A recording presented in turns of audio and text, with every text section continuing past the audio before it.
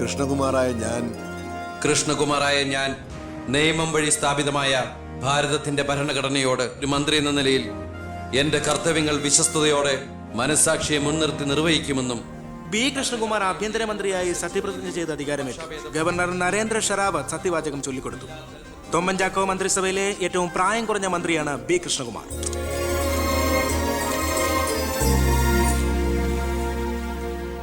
പുരകത്തുമ്പോൾ വാഴ വെട്ടുന്നു എന്ന രീതിയിലല്ലേ ഭൂരിപക്ഷം തികയ്ക്കാൻ ബുദ്ധിമുട്ടിയ KDF നിന്നും നിങ്ങൾ ആഭ്യന്തരമന്ത്രി സ്ഥാനം വില പറഞ്ഞു വാങ്ങിച്ചത്? എനിക്ക് കിട്ടിയ അവസരവും ഉപയോഗിച്ചു എന്നുള്ളത് ശരിയാണ്. അത് പക്ഷേ എന്റെയും കുടുംബത്തിന്റെയും സാമ്പത്തിക ഭദ്രത അരക്കെട്ടുറപ്പിക്കാനോ അധികാര ദുർവിനിയോഗത്തിനുമല്ല, മറിച്ച് എനിക്ക് കിട്ടിയ ഈ അധികാരം ജനനന്മയ്ക്കായി വിവേകത്തോടെ ഉപയോഗിക്കാനാണ്. അച്ഛനെതിരെ മത്സരിച്ചപ്പോഴുണ്ടായ മാനസികാവസ്ഥ? ഞാൻ അച്ഛനെതിരായിട്ടല്ല, അച്ഛന്റെ രാഷ്ട്രീയ നയങ്ങൾക്കെതിരെയാണ് മത്സരിച്ചത്. രാഷ്ട്രീയം വ്യക്തിനിഷ്ഠമല്ല. അച്ഛനെ തോൽപ്പിച്ചപ്പോൾ എന്തു തോന്നി? ഞാനല്ലോ തോൽപ്പിച്ചത്, ജനങ്ങളല്ലേ. രാഷ്ട്രീയക്കാർ കൊള്ളരുതായ്മ കാണിച്ചാൽ വോട്ടിങ്ങിലൂടെ പുറത്താക്കാൻ ജനങ്ങൾക്ക് അവകാശമുണ്ട്. അപ്പോൾ താങ്കളുടെ അച്ഛൻ ശ്രീ ബാലഗംഗാധരൻ ഒരു കൊള്ളരുതാത്തവരും അഴിമതിക്കാരും ഒക്കെ ആണെന്നാണോ ബഹുമാനപ്പെട്ട മന്ത്രി പറയുന്നത്? ഞാനൊരു വ്യക്തിയല്ല ഉദ്ദേശിച്ചത്.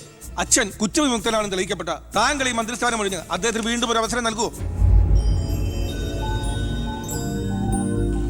അച്ഛൻ നിരപരാധിയാണെന്ന് തെളിഞ്ഞാൽ പാർട്ടി ആവശ്യപ്പെട്ടാൽ എന്റെ മന്ത്രി പദവിയും MLA സ്ഥാനവും ഉപേക്ഷിക്കാൻ ഞാൻ തയ്യാറാണ്. കുറച്ച് സമയം, ഒരുപാട് കാര്യങ്ങൾ. അപ്പോ നമുക്ക് വീണ്ടും കാണാം.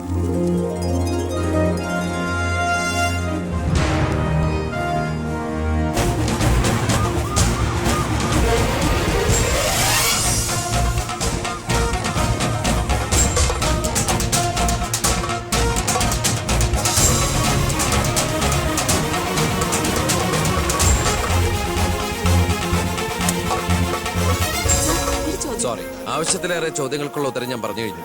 ഇനിയും ആവർത്തിച്ചാൽ വെറും വാചക കസർത്ത് നടത്തുന്ന ഒരു ഹോമിനിസ്റ്റായി പോകും ഞാൻ. പ്ലീസ് പ്രവർത്തിച്ച് കാണിക്കാനുള്ള സാവകാശം തരൂ. അപ്പൊ പിന്നെ കാണാം.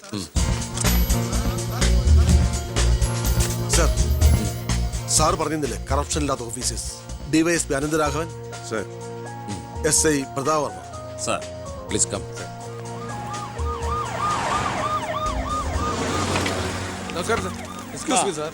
സർ, ഈ മന്ത്രിസഭ കാലാവധി പൂർത്തിയാക്കും. ക്യാബിനറ്റ് മീറ്റിംഗ് കഴിഞ്ഞിട്ട് പറയാം. 5 കൊല്ലം ഞാൻ ഇവിടെ ഉണ്ട്. മീറ്റിംഗ് കഴിഞ്ഞിട്ട് പറയാം. മീറ്റിംഗ് കഴിഞ്ഞിട്ട് പറയാന്ന് പറഞ്ഞില്ലേ? എന്റെ പേഴ്സണൽ പ്രൊട്ടക്ഷൻ വിങ് എന്ന പേരിൽ സാറും സാറിന്റെ ഗ്രൂപ്പും എന്നോടൊപ്പം ഉണ്ടാവണം സർ. അത് പക്ഷെ എന്നെ പ്രൊട്ടക്ട് ചെയ്യാൻ വേണ്ടിയിട്ടല്ല, ഈ നാടിനെ പ്രൊട്ടക്ട് ചെയ്യാൻ എനിക്ക് നിങ്ങൾ ആവശ്യമാണ്. എന്നെക്കാൾ ഉയർന്ന റാങ്കുള്ള എനിക്ക് കമ്മ്യൂണിക്കേറ്റ് ചെയ്യാൻ എളുപ്പം സാറുമായിട്ട്. പണ്ട് ലാത്തി ചാർജുകൾക്കിടയിൽ സാർ പലവട്ടം എന്നെ ലാത്തിയുമായിട്ട് പരിചയപ്പെട്ടിട്ടില്ലേ സാർ? അതല്ല സർ. പിന്നെന്താ സാർ? ഒരു റിക്വസ്റ്റ് ഉണ്ട്. യെസ്. സാർ ഇനി എന്നെ സാറേന്ന് വിളിക്കരുത്. ഒരു മന്ത്രിയായെന്ന് കരുതി പെട്ടെന്ന് അപ്പനെ കയറി അവസരപ്പെട്ടാന്ന് വിളിക്കാൻ പറ്റുമോ? ഞാൻ സാറേന്ന് വിളിച്ച് ശീലിച്ചു പോയി. നാവ് അങ്ങനെ വഴങ്ങും സാറേ. ഗുഡ് മോർണിംഗ് ആ അയ്യർ സാർ. ഇവരുടെ പുതിയ പോസ്റ്റിംഗിന്റെ കാര്യം ഞാൻ DGയോട് ഇൻഫോം ചെയ്തിട്ടുണ്ട്. Please take necessary steps. Okay. Hello, ഞാൻ പൗത്രനാ. നിന്റെ സത്യപ്രതിജ്ഞ ഞാൻ TV കണ്ടു. ഒരു യുവാവ് ഹോം മിനിസ്റ്ററായിട്ട് നീ ശരിക്കും ഷൈൻ ചെയ്ത് കേട്ടോ. ആരുടെങ്കിലും മുമ്പിൽ ഷൈൻ ചെയ്യണമെന്ന ഉദ്ദേശത്തോടെയല്ല ഞാൻ മന്ത്രിയായത്. പിന്നെ ഞാൻ നിന്റെ പെങ്ങടെ പേരിൽ ഒരു എസ്റ്റേറ്റ് വാങ്ങിയില്ലായിരുന്നു? ഇവിടെ ഇപ്പൊ തേങ്ങയിടിയിൽ നടക്കുക. ഈ ഏരിയയിൽ കള്ളന്മാരുടെ ഭയങ്കര ശല്യമെന്നാണ് നാട്ടുകാർ പറയുന്നത്. നീ ഒരു 10-20 പോലീസുകാരെ ഇങ്ങോട്ട് ഏർപ്പാടാക്കണം. അവര് നിക്കട്ടെന്ന് കാവലിന്. അളിയന്റെ തേങ്ങയ്ക്ക് പ്രൊട്ടക്ഷൻ തരാനുള്ളതല്ല കേരള പോലീസ്. അവർക്ക് വേറെ ജോലിയുണ്ട്.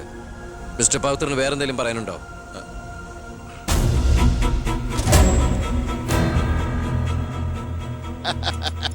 പല വകുപ്പുകളും കൈകാര്യം ചെയ്തിട്ടുണ്ടെങ്കിലും ആഭ്യന്തരം ഇതാദ്യ പയ്യനല്ലേ, അവരെ എക്സ്പീരിയൻസ് ഇല്ലല്ലോ. അതുകൊണ്ട് ഭരണമൊക്കെ ഞാൻ തന്നെയാ. ആയിക്കോട്ടെ, വിളിയോട് വിളി. അത് പിന്നെ വിളിക്കാതിരിക്കൂ. സാറിന്റെ ലഗ്നം അപാരം. ഇനി അങ്ങോട്ട് ശുക്രദേശയാ. തട്ട് ചെണ്ടയ്ക്കും തുട്ടുപാരാർക്കും. അങ്ങനെ ഞാൻ ഉദ്ദേശിച്ചത് മന്ത്രിയായതിന്റെ ചെണ്ടോട്ടും ആഘോഷവും. ഇരിക്കേ അച്ഛാ, ഒരു മിനിറ്റ്. അനുഗ്രഹം മേടിക്കാനായിരിക്കും. ആയിക്കോട്ടെ ആയിക്കോട്ടെ. അച്ഛൻ അവിടെ ഇരിക്കേ. ഇത് മന്ത്രിയുടെ കസേരയല്ലേ? ഇവിടെ ഇരിക്കേണ്ട ഞാൻ ഇവിടെ ഇരുന്നില്ലെങ്കിൽ അവിടെ പട്ടി കയറി ഇരുന്ന് ഇറങ്ങി. ഞാൻ ഉദ്ദേശിച്ചത് ഒരു ബനാന ടോക്കാണ്. പഴഞ്ചൊല്ല് കയ്യിൽ നിന്ന് പോയി ഉണ്ടായിരുന്നു. അച്ഛൻ ഒരുപാട് കൊല്ലായിട്ട് ഈ നാടിനു വേണ്ടി കഷ്ടപ്പെടുന്നതല്ലേ. ഇനി കുറച്ചു കാലം റെസ്റ്റ് എടുക്ക്. നമുക്ക് ആരോഗ്യമൊക്കെ നോക്കണ്ടേ? അതെ അതെ, മകൻ ഇവിടെ ഹോം മിനിസ്റ്റർ ആകട്ടെ. അച്ഛൻ ഇനി കുറച്ച് നാള് ഹോമിലെ മിനിസ്റ്റർ ആകട്ടെ. അമ്മേ, ഞാൻ ഓഫീസിൽ എത്തിയുള്ളൂ. പിന്നെ അച്ഛൻ അങ്ങോട്ട് വരുന്നുണ്ട്. ആ കുറച്ചു കാലം അവിടെ കാണും. സന്തോഷായില്ലേ? അച്ഛന് ഇഷ്ടപ്പെട്ട ആഹാരങ്ങളൊക്കെ ഉണ്ടാക്കി കൊടുക്കണം. പാലടയും പ്രഥമനൊക്കെ ആയിക്കോട്ടെ. വേണമെങ്കിൽ വീട്ടിലൊരു ATM കൗണ്ടർ ഞങ്ങൾ ഏർപ്പാടാക്കി തരാം. ATM? അതെ, എനി ടൈം മദ്യം ചുമ്മാ അടിച്ച് വീലായിട്ട് വാള് വെച്ചോട്ടെ സാർ. ഇനിയിപ്പോ ആര് ചോദിക്കാൻ? എന്തിനാ സാർ ഇന്ന് സമയം കളയുന്നത്? ഇപ്പൊ പോയ സന്ധിക്കുമ്പോ വീട്ടിലെത്താം. ഇവിടെ ഞങ്ങൾക്ക് 100 കൂട്ടം പണികളുണ്ടെന്നേ. അച്ഛനോട് നിന്നാലേ നമ്മുടെ പണി നടക്കത്തില്ല. ഓ, എന്തൊക്കെ ആഗ്രഹങ്ങളായിരുന്നു. പോകുന്ന പോക്ക് കണ്ടില്ലേ, CPU പോയ കമ്പ്യൂട്ടറിനെ പോലെ. സർ, കളക്ടർ ഗോപിനാഥൻ കാണാൻ വന്നിട്ടുണ്ട്. വെയിറ്റ് ചെയ്യാൻ പറയൂ. കുറെ നേരമായി വെയിറ്റ് ചെയ്യുന്നു സർ. ആ കുറച്ചേരം കൂടി വെയിറ്റ് ടയർ സാറേ. Okay sir. ഇയാൾ ആരാ? സ്വാമിനാഥൻ അയ്യർ, M.Com LLB, എന്റെ PA. അയ്യോ, അപ്പൊ ഞാനോ? താൻ വേറെ 8ാം ക്ലാസ്സും കുസ്തിയില്ല. അപ്പൊ എന്റെ പോസ്റ്റ്? എടോ, നിന്ന നിൽപ്പിൽ മറുകണ്ഠം ചാടിയ തന്നെ ഞാൻ എങ്ങനെ വിശ്വസിക്കാനാ? ഇനി തിരി അങ്ങോട്ട് ചെന്ന് അവിടെ വിശ്വസിക്കില്ല. അതെന്റെ കുറ്റമല്ല. അപ്പൊ ഞാൻ എന്ത്? ആ താനെന്തെങ്കിലും ചെയ്യും. അയ്യോ,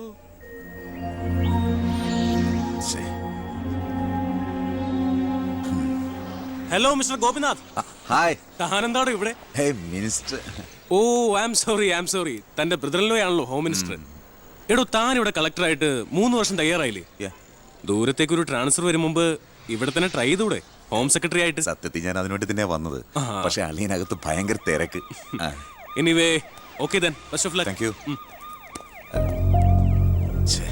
കഷ്ടം. മണിക്കൂർ 2 ഞാൻ കാത്തു നിൽക്കുന്നത്. എന്തൊരു തിരക്കായിരുന്നളിയാ. കേറിയപ്പോ തന്നെ ഇങ്ങനെ ആളിയെ ഫയലിലേ.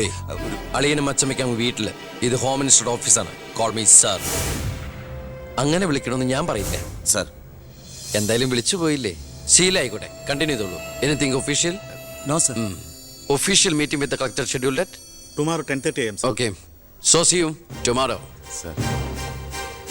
സാറിന്റെ അമ്മായച്ചനല്ല ഇപ്പൊ മന്ത്രി, അളിയനാ. അളിയനാള് സ്ട്രൈറ്റാ, വെള്ളച്ചിലൊന്നും നടക്കുകയല്ല. എനിക്കിട്ടും കിട്ടി തട്ട്. വിട്ടോ, എന്തൊരു സ്ട്രിക്റ്റ്.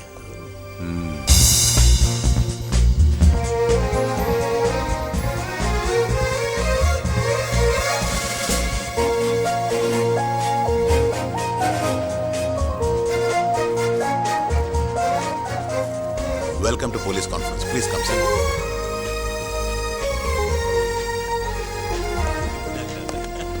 അളിയനെത്തി. കൺഗ്രാറ്റ്സ് അളിയ. Mister DGP, sir. നിങ്ങളുടെ പോലീസ് ഓഫീസേഴ്സ് ഹോം മിനിസ്റ്ററെ കാണുമ്പോൾ എങ്ങനെയാണ് ബിഹേവ് ചെയ്യുന്നത്? Mr. Harshan, don't you know as per protocol you have to salute your superiors? Salute the Home Minister. Sir. That's it. Keep it up.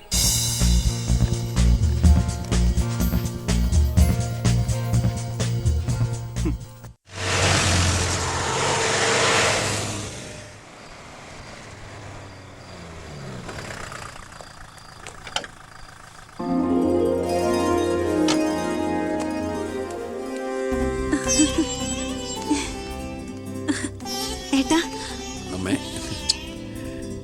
എന്താടി? വാ മോനെ. ഏയ് ഇരിക്കെ, ബഹുമാനൊക്കെ ഓഫീസിൽ മതി. ആര് ബഹുമാനിക്കുന്നു നിന്നെ? ഓ, ഒരു മന്ത്രി. ഞങ്ങൾ കുറെ മന്ത്രിമാരെ ചെറുപ്പം മുതൽ കണ്ടിട്ടുള്ളതാ. അച്ഛൻ മന്ത്രിയായിരുന്നപ്പോ വീട്ടു സാധനങ്ങൾ വാങ്ങുന്ന തൊട്ട് അടുക്കളപ്പണി വരെ ചെയ്യിച്ചിട്ടുണ്ട് നിന്റെ ഈ പോലീസുകാരെ കൊണ്ട്. അല്ല പെങ്ങളെ, അച്ഛനെ ഇങ്ങനെ വഴക്ക് പറയാനായിട്ട് എന്താ ഇവിടെ ഇപ്പൊ ഉണ്ടായേ? അച്ഛൻ ഇപ്പൊ മന്ത്രിയല്ലെന്നും പറഞ്ഞ് അച്ഛന്റെ മെക്കെട്ട് കയറിയണ്ടല്ലോ. ഒരു മകൻ എന്നല്ലേ ഞാൻ സഹിക്കില്ല കേട്ടോ. ഞാൻ നിന്നോടാ പറഞ്ഞത്. നിന്റെ 5-6 പോലീസുകാരെ ചോദിച്ചപ്പോ നീ പവിയനെ അപമാനിച്ചില്ലേ? ഓ, റൂട്ട് അങ്ങോട്ടാണോ? എന്നാ നീ ഒന്നോർത്തോ, തുമ്മിയാ തെറിക്കുന്ന മൂക്ക നിന്റെ ഈ മന്ത്രിക്കുപ്പായം. പക്ഷെ പവിയേട്ടൻ എന്നും കാണും ഈ IPS പദവി. എന്റെ പെങ്ങളെ, ഏത് കൊമ്പത്ത് IPS കാരനായാലും ഒരു മന്ത്രിയെ കണ്ട ഇങ്ങനെ നിൽക്കണം. അതാണ് കുഴപ്പം. സംശയം ഉണ്ടെങ്കിൽ ASP ളിനോട് ചോദിച്ചോ. എന്റെ പവിയളിയാ, പെങ്ങൾക്ക് ഈയിടെയായിട്ട് പൊതുവിജ്ഞാനം വളരെ വളരെ കുറവായിട്ട് വരികയാണ്. വന്നോ? ആ, എവിടെയായിരുന്നു? ഞാൻ നിന്നോട് 2 ചോദിക്കണമെന്ന് വിചാരിച്ചിരിക്കായിരുന്നു. എന്റെ ഭർത്താവ് നിന്നെ സാറേന്ന് വിളിക്കണം അല്ലേടാ? അയ്യയ്യേ, എന്താ അളിയന്മാരൊക്കെ ഇങ്ങനെ കൊച്ചു കുട്ടികളെ പോലെ ചീപ്പാവണേ? ഇതൊക്കെ വീട്ടിൽ വന്ന ഭാര്യമാരോട് പറഞ്ഞ അതിന്റെ മോശം നിങ്ങൾക്കല്ലേ അളിയന്മാരെ? എന്താ ASP ളിയാ? ഞാനൊന്നും പറഞ്ഞിട്ടില്ല. അശ്ശോ, ഇപ്പൊ തന്നെ ഇവിടെ എല്ലാരും മനസ്സിലാക്കില്ല അവിടെയും എന്തൊരു കഥയുണ്ടെന്ന്. അല്ല, എന്റെ പെങ്ങന്മാരാണോ അളിയന്മാരാണോ ഇവിടെ പെണ്ണുങ്ങള്?